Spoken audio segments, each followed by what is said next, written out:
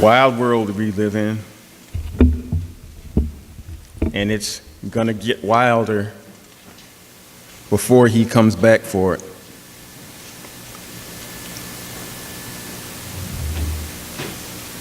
Impatience is our way,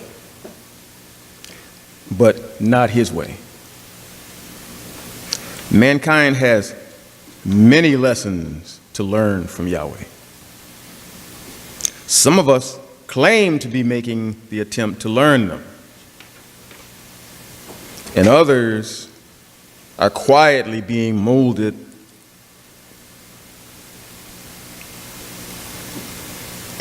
for greater things. But it is tough to train for the godship of the universe while being influenced by the God of this world.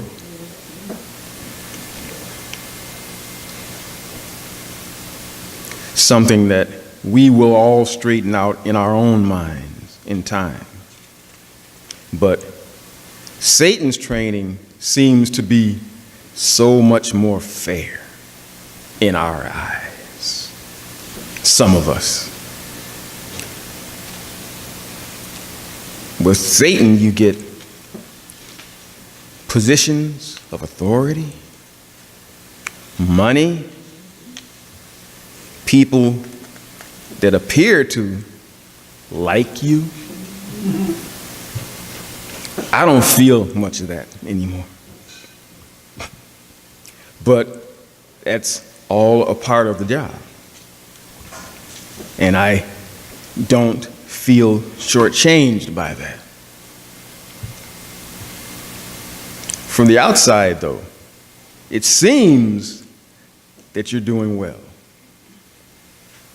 And many believers are bewildered by this apparently successful way of life down here on this planet.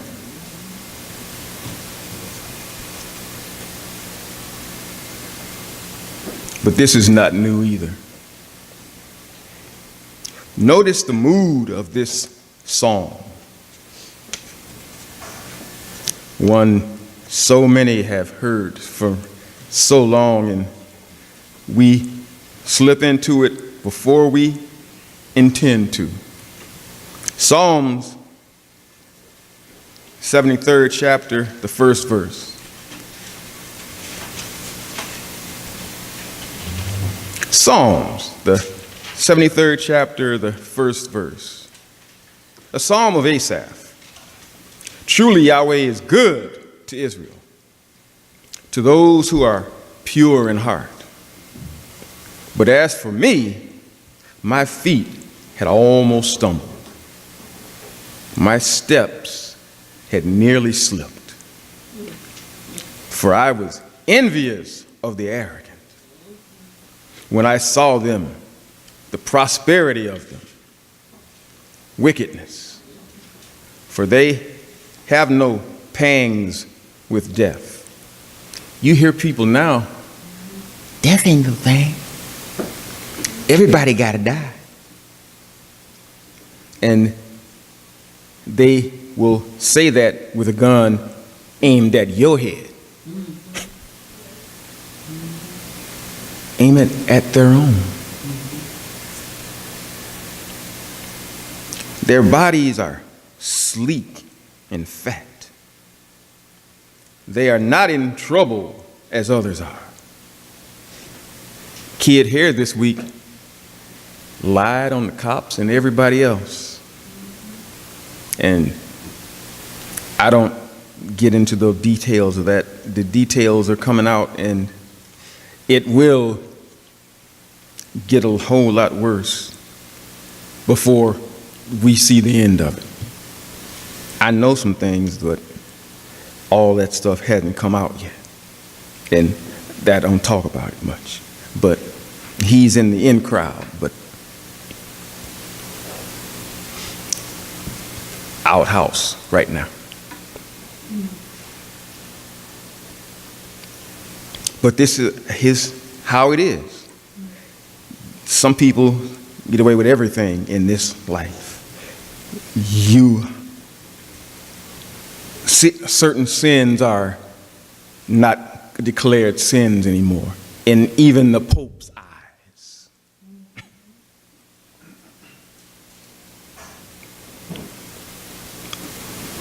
But they are not stricken like the rest of mankind. Therefore, pride is their necklace. Violence covers them as a garment. What did he say that they did to him? Hung a noose around his neck and poured gasoline on him, and all of that lies. But he gets away with it. Their eyes swell out through fatness. Their hearts overflow with follies. They scoff and speak with malice. Loftily they pretend, threaten oppression. They set their mouths against the heavens, and their tongue struts through the earth.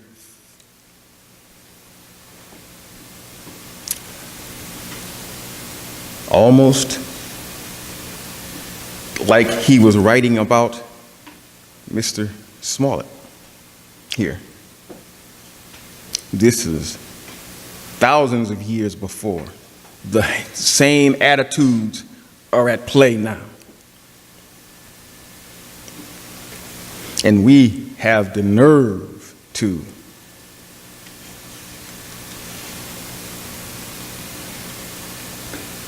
question it. Therefore, his people turned back to them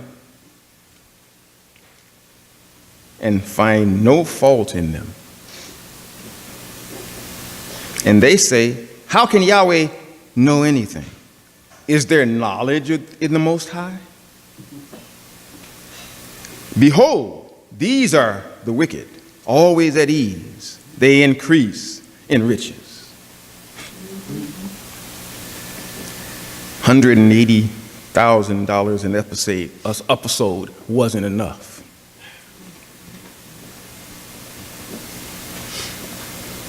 Me over here. Get back to the script. Oh, that was the script. That was the scripture. And believe it or not, it said nothing about him. That was me.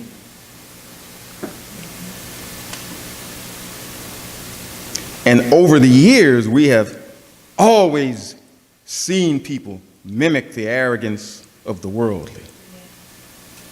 The quick temper followed by profanity and insults. This is the attitude of the wealthy and worldly. But you have to look more deeply into these things. Usually, when you see this attitude, it is not born of sureness as it is displayed. It is rooted in fear. The strutting and coarseness is there to make us afraid of them. It is no sign of their confidence. For who in this world, after the last couple of decades, could possibly place confidence in this world? For only a few have done that. Only those who have not learned or tried to learn of the ways of Elohim. To learn the way of Elohim is to learn patience. Few things worth having come to us immediately. Patience is one of those pesky fruits of the Spirit. And they manifest themselves regularly in the lives of a believer who has put the secular world in second place, or third, or fifth, or so, behind the kingdom of Elohim. The world tells us plainly that this mindset is not respected in the world, modern world. This person is considered laughable in the modern world. The person that displays these fruits of the Spirit. As they have always been. But this is the attitude that Elohim respects. And once it emerges and makes itself known, he loves it. 1 Corinthians, the 13th chapter, the 4th verse. Love is patient and kind. Love does not envy or boast. It is not arrogant or rude. It does not insist on its own way. It is not irritable or resentful. It does not rejoice at wrongdoing, but rejoices with the truth.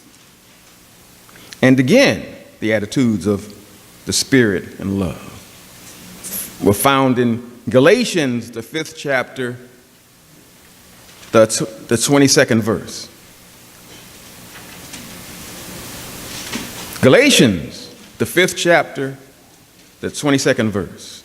But the fruit of the Spirit is love, joy, peace, patience, kindness, goodness, faithfulness, gentleness, self-control. Against such things there is no law.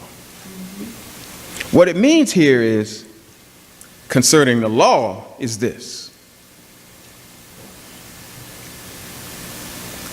If you don't do anything that is unlawful, there is no law against you. Simple enough to understand.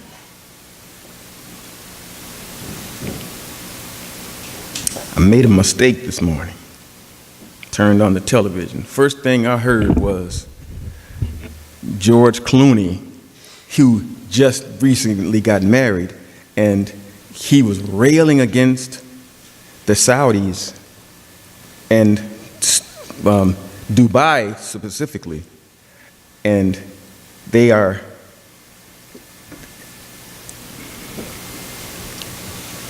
doing something there, and the worldly people don't understand this. And they're doing it right, no, but no one does it right.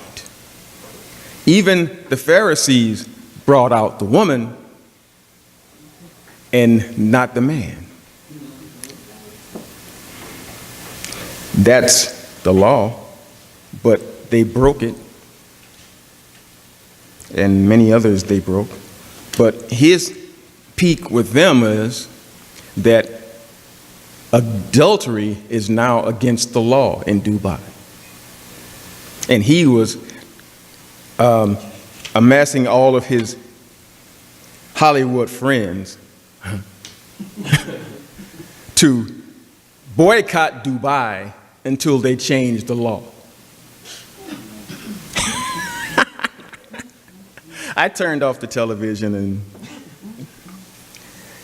returned to this. It made more sense to me.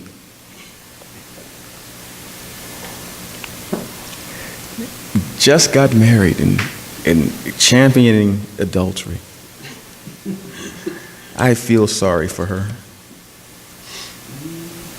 I feel so sorry for her. But We regularly do that which as believers we should not do. Not he who's a believer, but follow the script, Ray. Digging holes again. This is not new to Elohim. His chosen people, Israel, were guilty of this as anyone. More so than some. Which is why our title today is Impatient while Serving the God of Second Chances. Impatient in serving the God of second chances. Without knowing the background, automatically we come to some wrong conclusions about the story of Joseph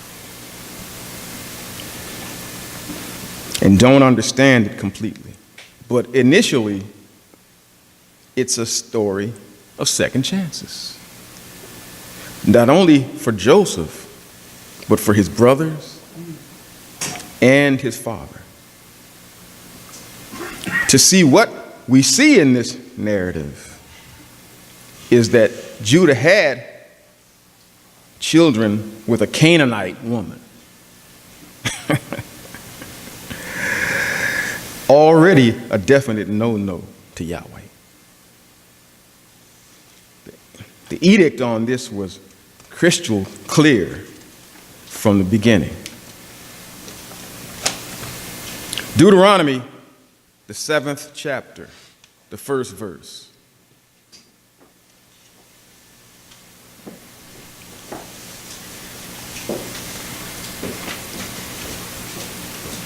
When Yahweh, your Elohim, brings you into the land that you are entering to take possession of it and clears away many nations before you, the Hittites, the Girgashites, the Amorites, the Canaanites, the Perizzites, the Hivites, and Jebusites, the Cloonies.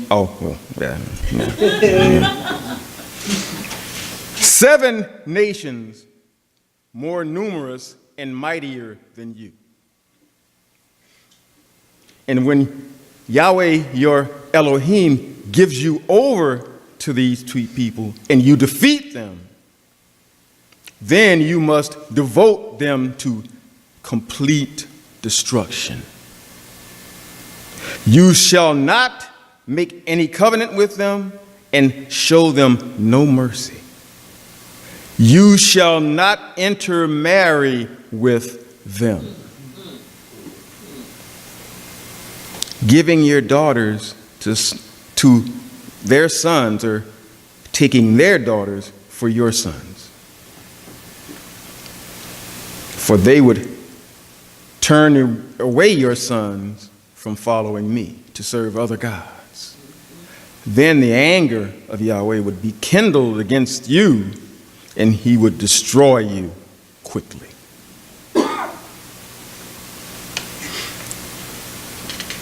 Well, Judah left his brothers and did the unspeakable.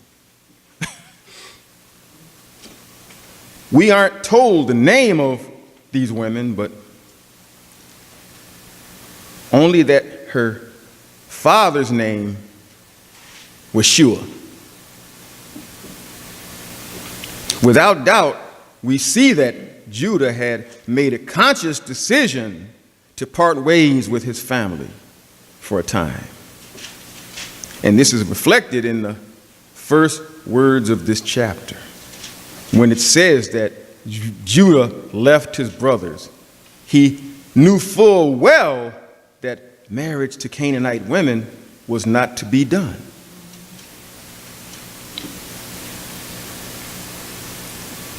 Done?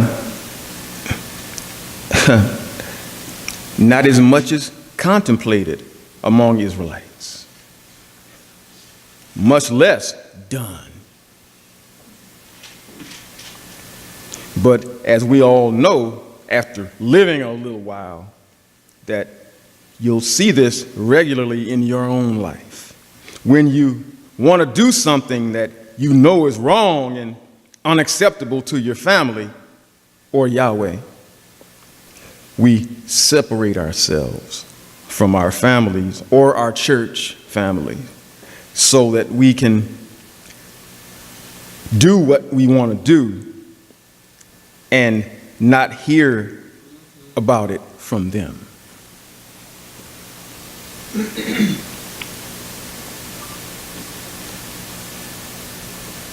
This is what Judah did. This unnamed woman produced 3 sons for Judah. None of these should have been suitable to carry on the family line of the covenant promise, but they all were, because they all were of Canaanite blood. But without doubt, this never even occurred to Judah. Nor apparently did it occur to him, to his uncle Esau. Had been passed over already for the firstborn blessing, partially because he married Canaanite women. And here was Judah doing the same thing. How often we tend to do what Judah did. We claim faith in Yahweh, but separate from that faith in our day-to-day matters in our lives. We believe somehow that it won't catch up to us at any point. And what troubles and sorrows that mindset and behavior inevitably bring to us. Now, for the sake of time, we'll get to the intrigues and his half-brothers.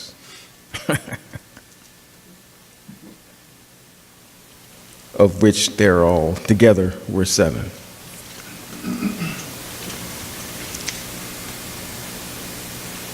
Genesis, the 32nd chapter, the 37th chapter, the 2nd verse. Genesis, the 37th chapter, the 2nd verse. These are the generations of Jacob. Joseph, being 17 years old, was pasturing the flock of his brothers. He was a boy with the sons of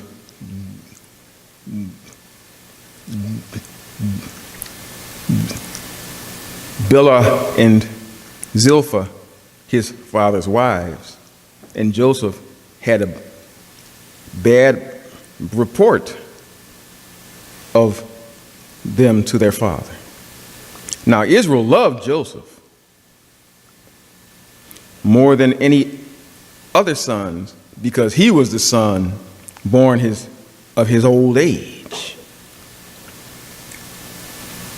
And he made him a robe of many colors.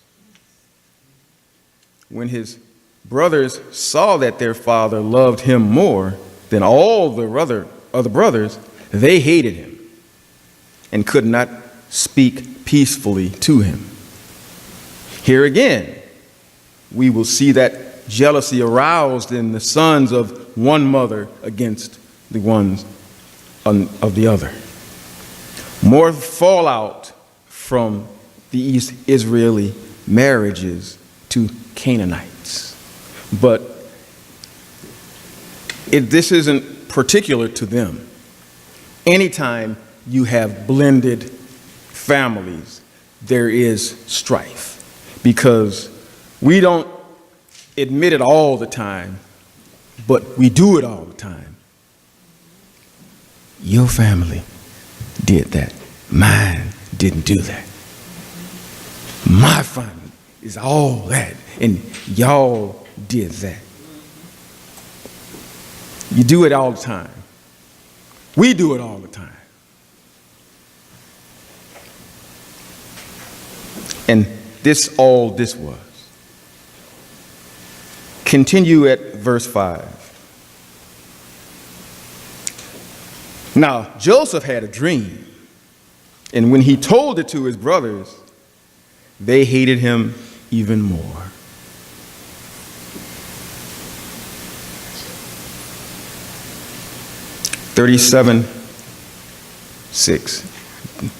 Genesis 37th chapter, 6th verse. He said to them, "Hear the dream that I have dreamed. Behold, we were binding sheaves in the field, and behold, my sheaf arose and stood upright. And behold, your sheaves gathered around it and bowed down to my sheaf." And he and his brothers told him, "Are you indeed to reign over us?"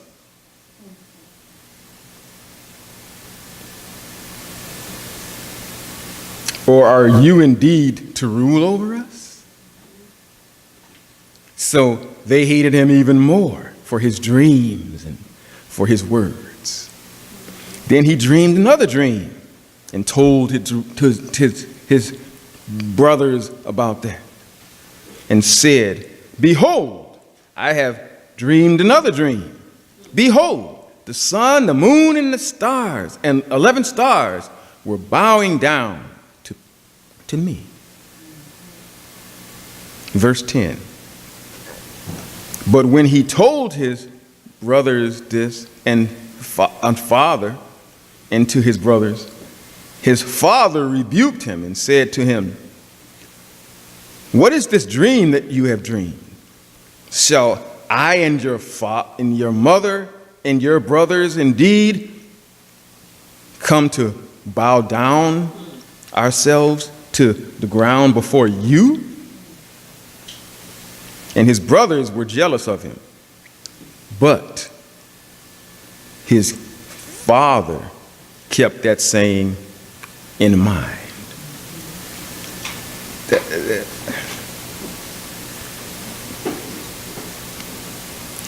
But Joseph's brothers kept that saying in their minds too, in a little bit different way. Stoking the anger against him, not realizing what would come of it. Finally, their anger came to the full in the fields of Dothan. Go down to 18. Verse 18. They saw him from afar, and before he came near them, they conspired against him to kill him. They said to one another, "Here comes this dreamer. Come now, let us kill him and throw him into one of the pits. Then we will say that a fierce animal has devoured him, and we will see what becomes of his dreams." But when Reuben heard it, he rescued him out of their hands, saying, "Let us not take his life." Somebody had to have some sense.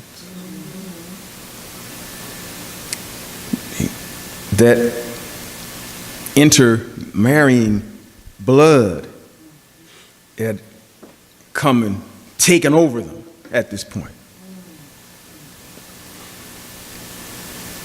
And that's how it happens in a lot of families. My dad's family looks like that.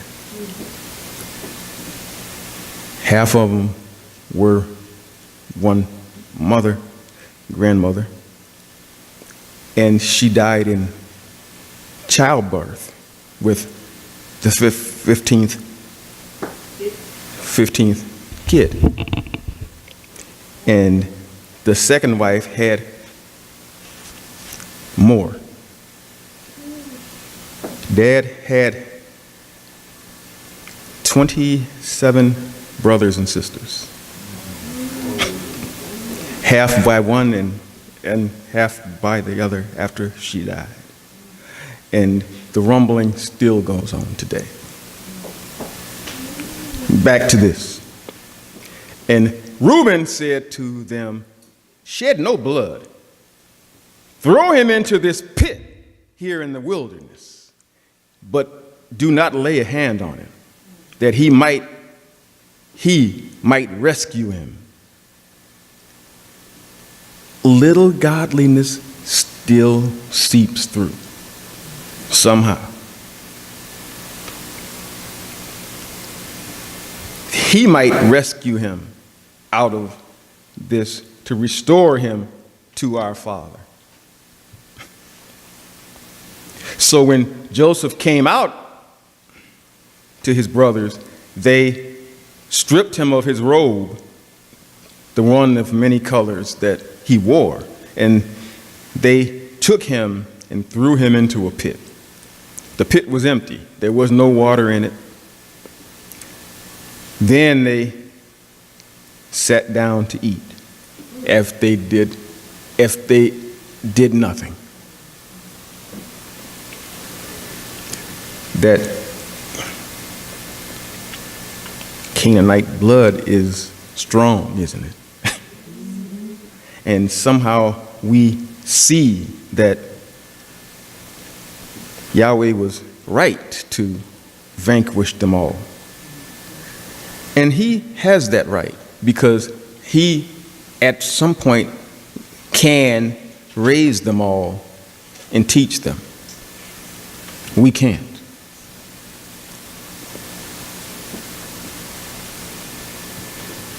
Then they sat down to eat, like I said.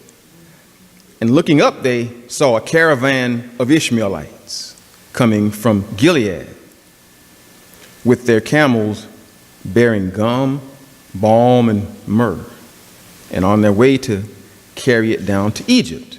Traders, no less. Then Judah said to his brothers, "What profit is it?" Follow the money, y'all. Follow the money. What profit is it that we kill our brother and conceal his blood?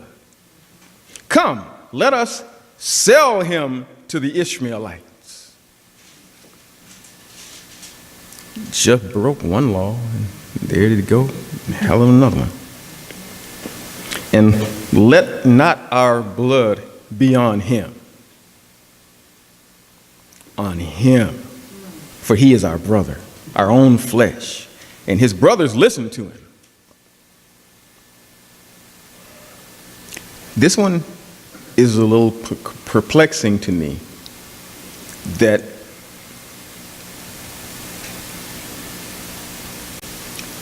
well, let's get into it.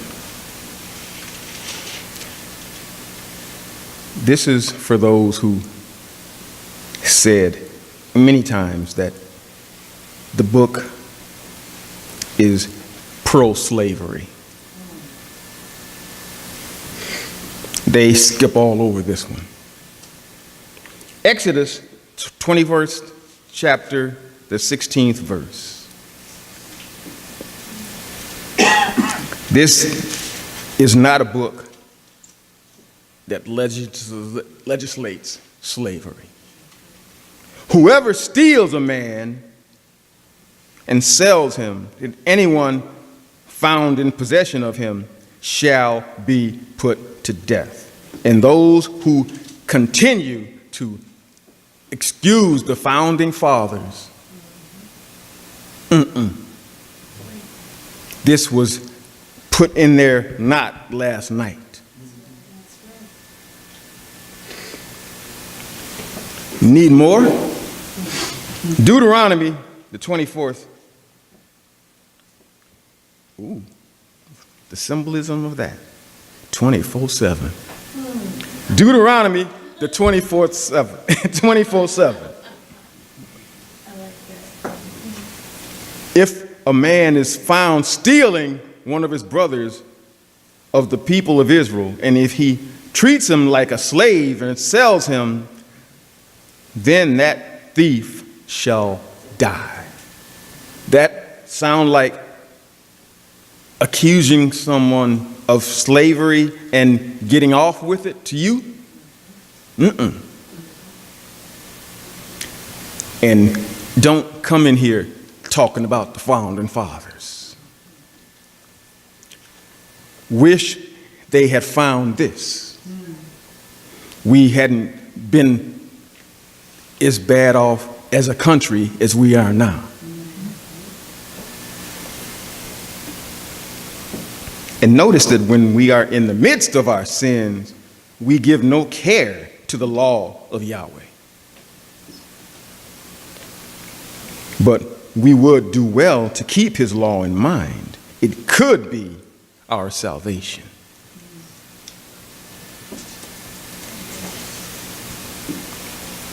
Now, let's go back to Genesis 37th chapter, the 28th verse.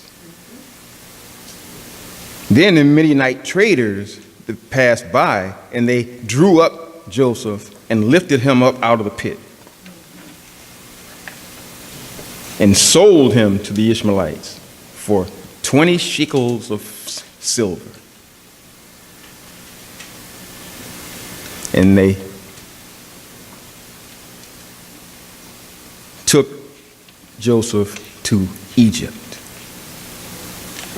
of all places. And they were probably jealous because so many of them were going back all the way since the diaspora, the one forced on them in the days of Pharaoh.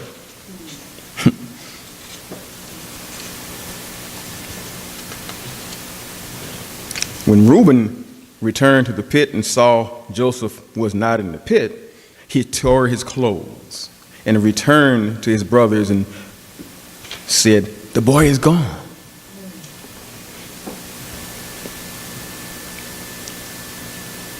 And where shall I go? Then they took Joseph's robe and slaughtered a goat and dipped the robe in the blood. And they sent the robe of many colors to their father and brought it to him and said, "Look, this we have found. Please identify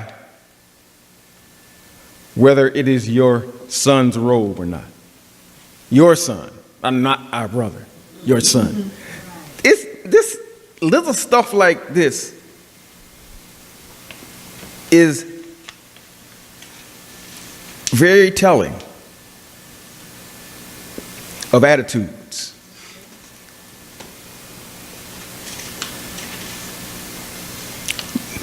This we have found, and identify whether it is your son's robe or not. And he identified it and said, "It is my son's robe. A fierce animal has devoured him.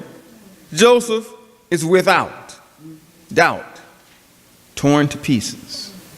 Then Jacob tore his garments and put sackcloth on his loins and mourned for his son many days. All his sons and daughters rose up to comfort him, but he refused to be comforted and said, "No, I shall go down to Sheol to my son mourning." Thus his father wept for him. Meanwhile, the Midianites had sold him to Potiphar, an officer of Pharaoh. the captains of the guards. Joseph was sold to Potiphar, and when enslaved to Potiphar, everything that Joseph did proved successful in time. And he had become very important to Potiphar, as well as to Pharaoh.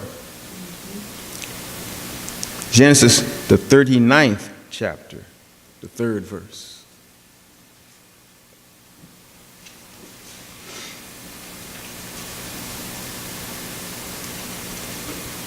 His master saw that Yahweh was with him, and Yahweh caused all that he did to succeed in his hands. So Joseph found favor in his sight and attended to him, and he made him overseer of his house and put him in charge of all that he had. From the time that he made him overseer of his house, all that he had, Yahweh blessed. The Egyptian's house, for Joseph's sake, the blessing of Yahweh was on all that Pharaoh had, in house and field. Well, things happen in a woman's mind when a young man comes around on like that. In time, Potiphar's wife became attracted to Joseph and tried to get him to sleep with her. Unable to do so, she accused Joseph of trying to rape her. And Potiphar put him in prison.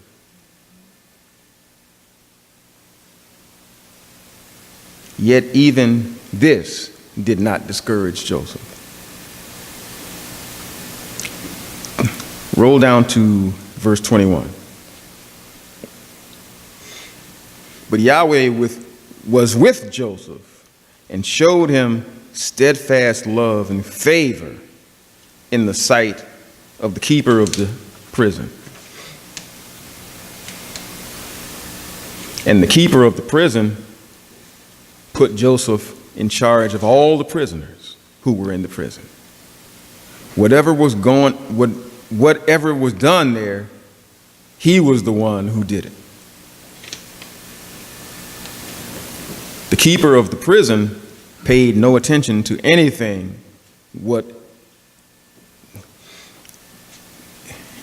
that was in Joseph's charge, because Yahweh was with him.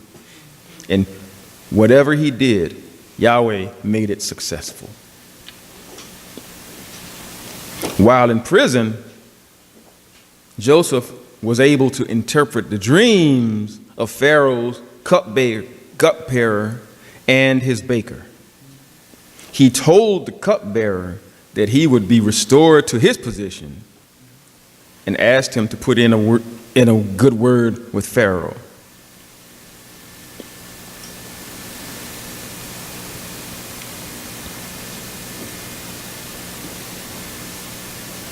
When this happened, he also told the baker that he would be executed. Both of these interpretations came to pass, but the cupbearer made no mention of Joseph to Pharaoh. And Joseph languished in prison. But when Pharaoh had a dream of 7 lean and 7 fat cows, no one was able to interpret that dream for Pharaoh. And suddenly the cupbearer recalled that Joseph correctly interpreted dreams. This wasn't some high-minded thing he did here. This was CYA at its finest. Cover yo. This was CYA. That's all.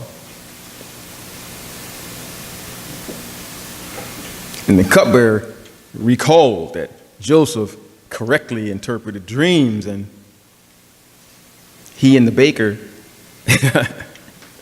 who was executed, Pharaoh had dreamed, and Joseph had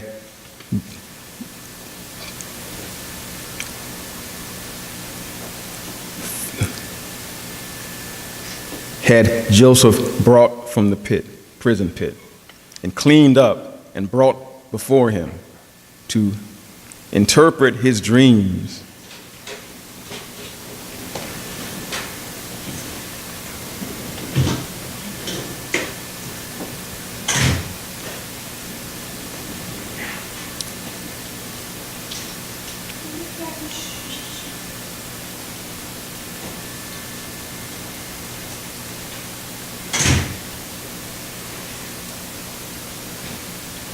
The dream of the cows and the corn.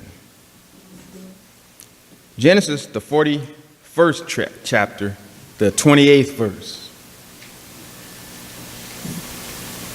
It is as I told you, Pharaoh. As I told Pharaoh, Yahweh has shown to Pharaoh what he is about to do. There will come 7 years of great plenty throughout all the land of Egypt. But after them, there will arise 7 years of famine, and all the plenty will be forgotten in the land of Egypt. The famine will consume the land, and the plenty will be unknown in the land by reason of the famine that will follow. For it will be severe. And the doubling of Pharaoh's dream means that the thing is fixed by Yahweh, and Yahweh will bring it about shortly. Now, therefore, let Pharaoh select a discerning and wise man and set him over the land of Egypt. Let Pharaoh proceed to appoint overseers over the land and take 1/5 of the land, of the produce of the land of Egypt during these 7 plentiful years, and let them gather all the food of these good years that are coming up, and store of the grain under the authority of Pharaoh for food in the cities, and let them keep it. That food shall be a reserve for the land against the 7 years of famine that occur in Egypt, so that the land may not perish through this famine. This proposal pleased Pharaoh and all his servants. And Pharaoh said to his servants, "Can we find a man like this, in whom the Spirit of Yahweh is there?"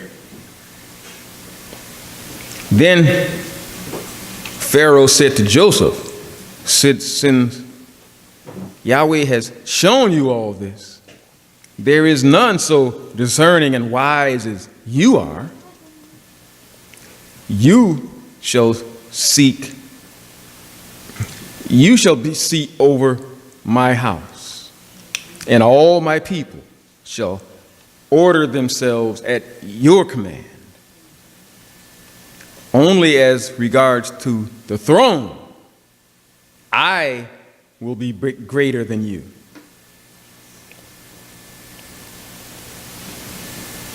And Pharaoh said to Joseph, "See, I have set you over all the land of Egypt."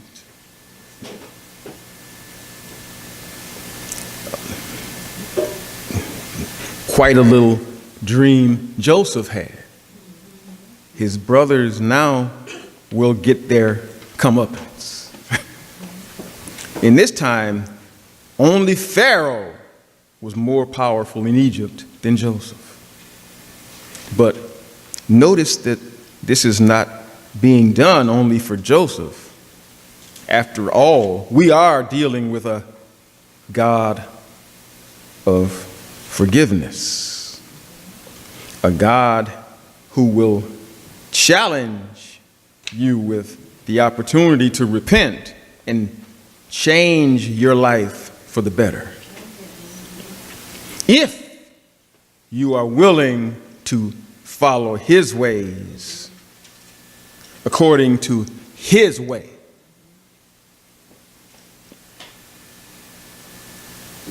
Genesis, the 41st chapter, the 46th verse. Joseph was 30 years old when he entered the palace service of Pharaoh, king of Egypt. And Joseph went out from the presence of Pharaoh and went through all the land of Egypt during the 7 plentiful years. The earth produced abundantly, and he gathered up all the food of these years, 7 years, and which occurred in the land of Egypt, and put the food in the cities. And he put all the food in the city around it, and stored the grain up in great abundance, like the sand of the sea, until he ceased to measure it.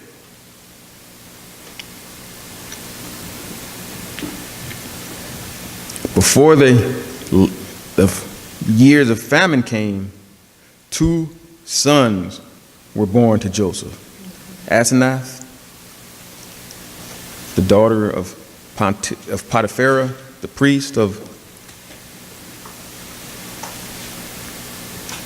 On, bore him to him.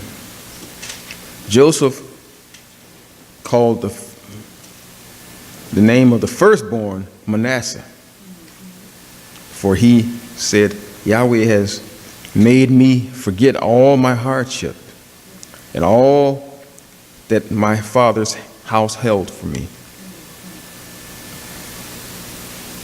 The name of the second he called Ephraim.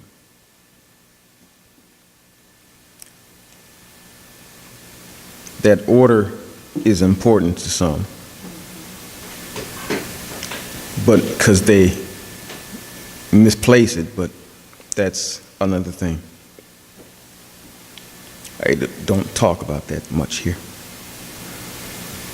The 7 years of plenty occurred in the land of Egypt,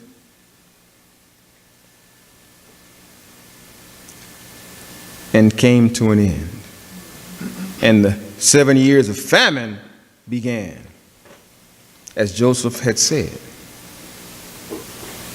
There was famine in all the lands, but in all the lands of Egypt, there was bread.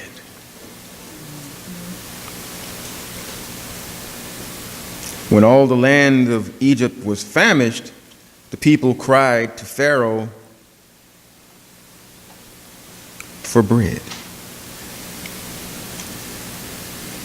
Pharaoh said to the Egyptians, "Go to Joseph.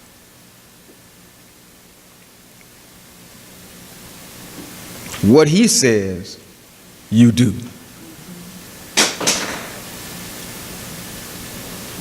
So,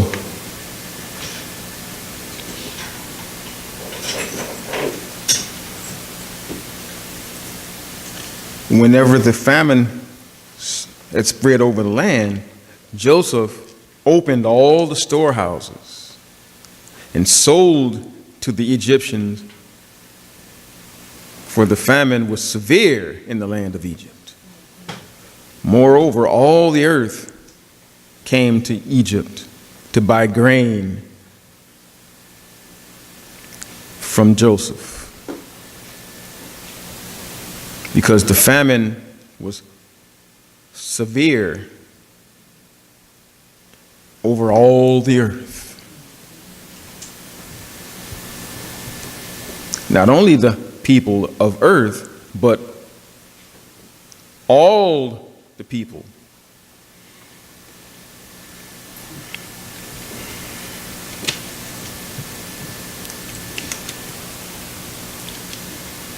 Not only the people of earth, but all the people of the family in Israel. A family, a wife, and his sons. So when Jacob learned that there was grain for sale in Egypt, he said to his sons, "Why do you look at one another?" And he said, "Behold, I have heard that there is grain for sale in Egypt.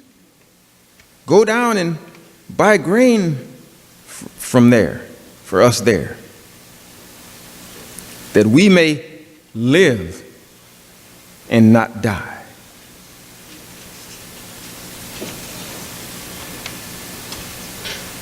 So 10 of Joseph's brothers went down to buy grain in Egypt. But Jacob did not send Benjamin, Joseph's brother, with his brothers, for he feared that harm might come to him. He was another blended brother.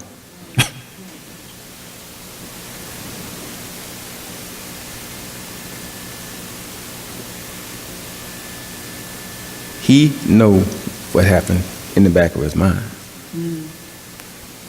He knew something happened. Other than that, what they had told him. Anyway. Thus the sons of Israel came to buy among the others who came, for the famine was in the land of Canaan. Now, Joseph was governor over all the land. He was the one who sold them,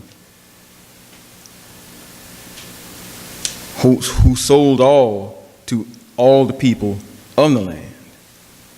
And Joseph's brothers came and bowed themselves down before him with their faces to the ground. Sound familiar? Joseph saw his brothers and recognized them, but he treated them like strangers and spoke roughly to them. "Where do you come from?" They said, from the land of Canaan to buy food. And Joseph recognized them, but they did not recognize him. It is amazing that here in this pivotal part of his story, that's what it is, his story.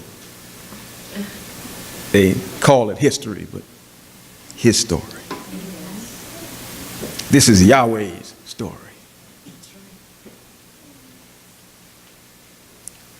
Yahweh places his man of faith and humility at the center of his salvation of the world through all the people of Pharaoh. Under the guidance of Yahweh's chosen governor, Joseph, who has been placed here to preserve not so much Egypt, but the lineage of Yeshua, our Savior.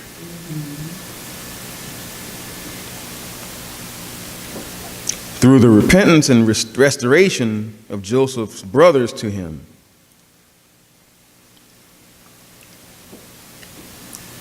but remembering his dreams as a youth and their treatment of him and selling of him,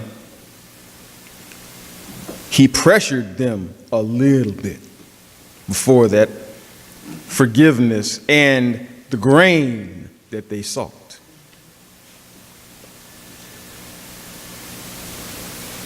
Verse 9. And Joseph remembered the dreams, and he had dreamed them. And he said to them, "You are spies. You have come to see the nakedness of our land." They said to him, "No, Lord, but your servants have come to buy food. We are all sons of one man. We are honest men." Now,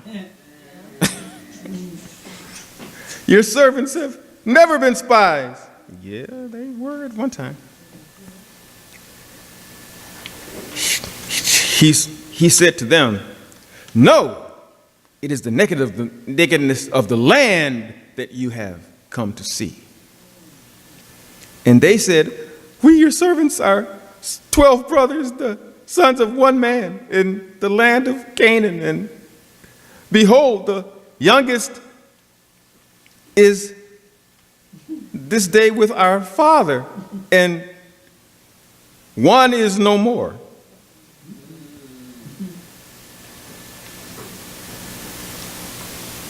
But Joseph said to them,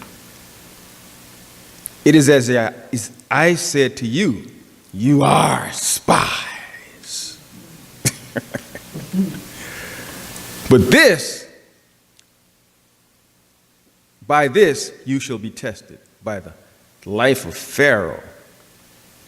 You shall not go from this place unless your youngest brother comes here to me. Send one of you and let your brother come, while you remain confined, that your words may be tested, whether there is truth in you or not.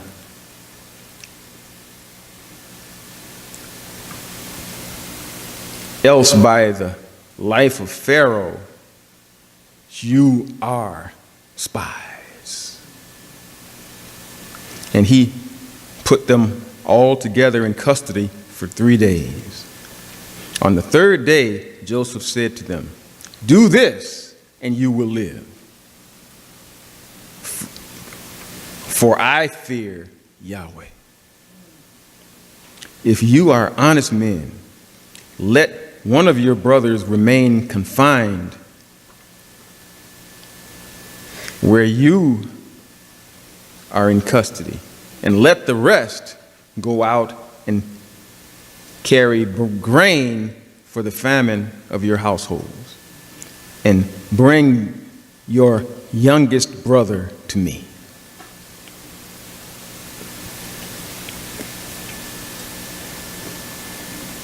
See, your words will be verified, and you shall not die. And they did so. Yet note how, no matter how much time passes, your evil deeds never diminish in your own mind.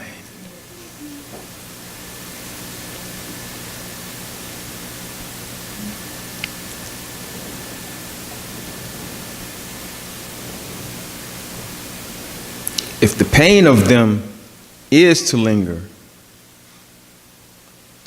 somehow it will continue to cause you pain. He never said anything about dead brothers. They volunteered that information. He knew he was that brother.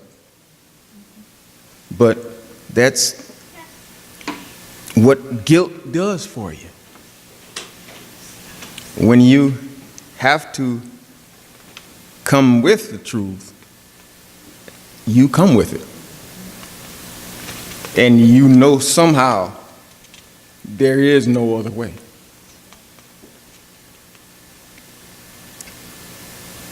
Hope some come to that conclusion at the judgment seat.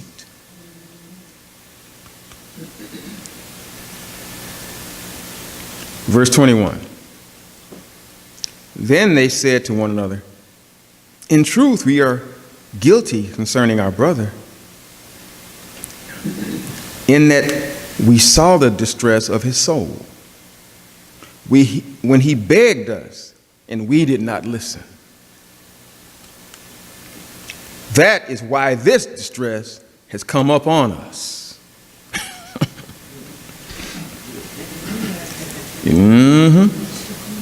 It comes back to you with a quickness. With a quickness, it comes back to you.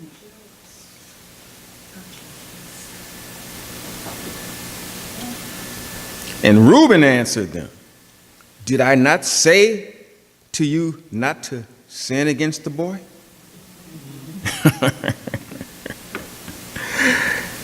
But you did not listen. So now there comes a reckoning for his blood. Always the criminal thinks of everyone else thinks like a criminal. They're going to kill Benjamin, like we killed Joseph. That's the way criminals think.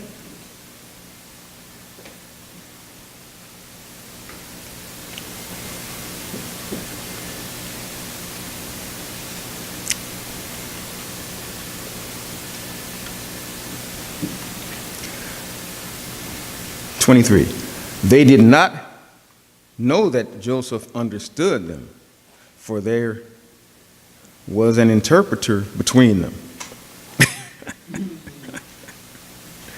Then he turned away from them and wept. And he returned to them and spoke to them, and he took Simeon from them and bound him before their eyes. They went back to their father and told him of what happened, and noticed that their money had been surreptitiously returned to their sacks.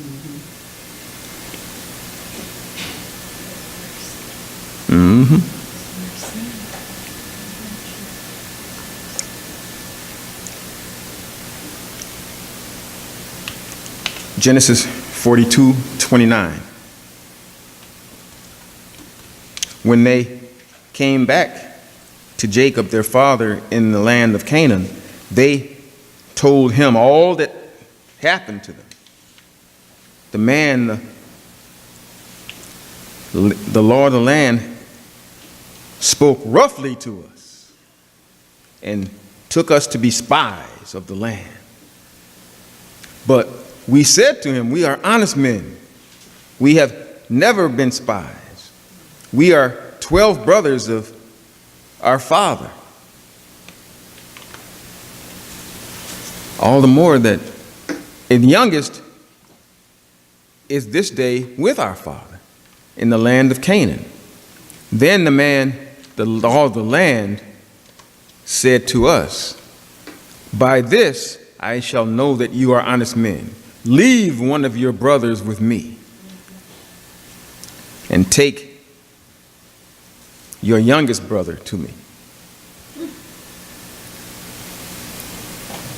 Bring your youngest brother to me.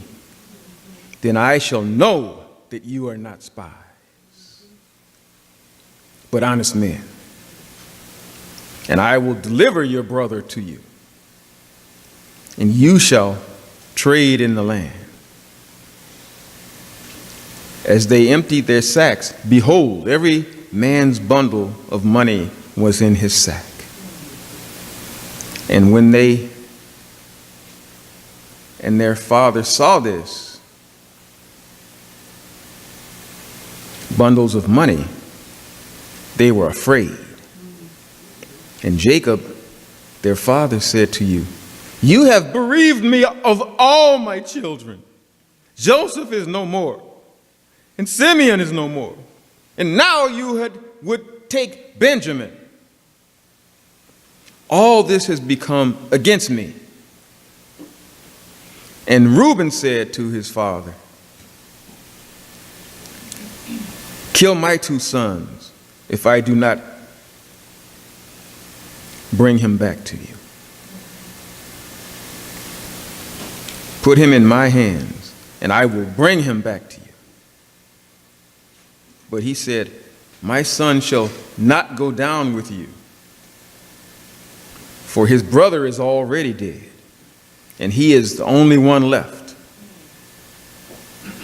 If harm should happen to come to him on your journey that you are to make, you would bring down my gray hairs to Sheol." Joseph put them through a bit more worry, just to purge their guilt.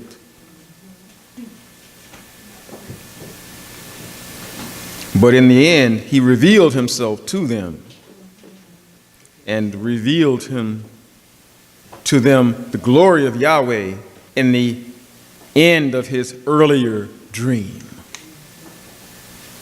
45, Genesis, the 45th chapter, the 4th verse.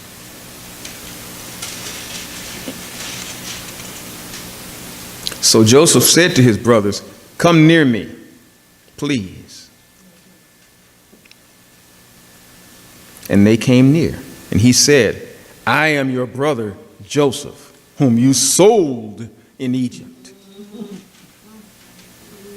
And now do not be distressed or angry with yourselves because you sold me here, for Yahweh sent me here before you to preserve life." And he didn't specify whose. Mercifully. For the famine has been in the land 2 years, and there are yet 5 years in which there will be no plowing nor harvest. And Yahweh sent me before you to preserve you, a remnant on the earth.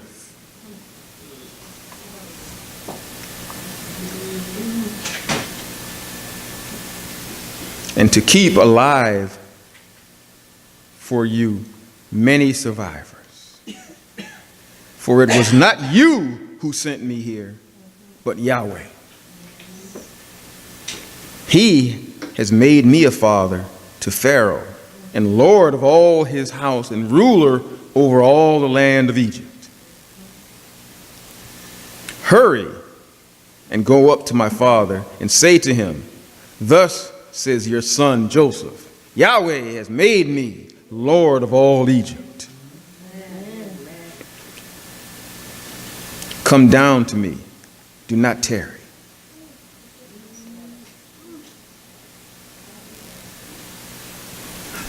You shall dwell in the land of Goshen, and you shall be near me, you and your children, and your children's children, in your flocks and your herds, and all that you have.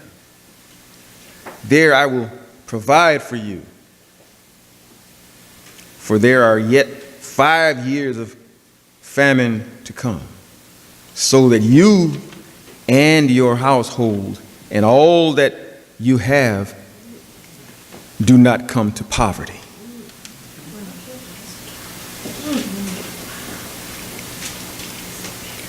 And now your eyes see, and the eyes of my brother Benjamin see, that it is my mouth that speaks to you. And somehow Yahweh preserved the seed of Messiah through this famine in Egypt. More amazing things are sure to happen to some of us in the coming days, just like this. With the events of the past few weeks, it is obvious that the end of his story is swirling around us still.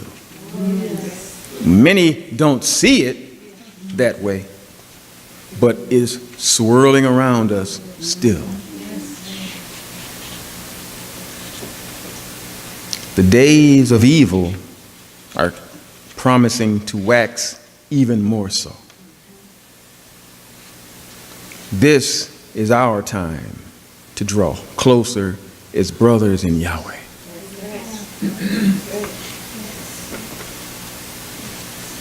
End this and come into these holy days again to learn more of this. And these may be some of the last ones that we celebrate together. I'm not setting dates. I'm setting reality. I don't know when it is, what year. I know what days. These holy days are a template of the end times. But if you are where you're supposed to be for those holy days, nothing will go wrong for you.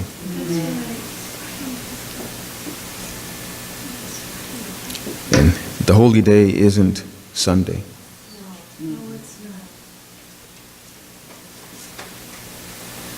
And that's all I can say about that.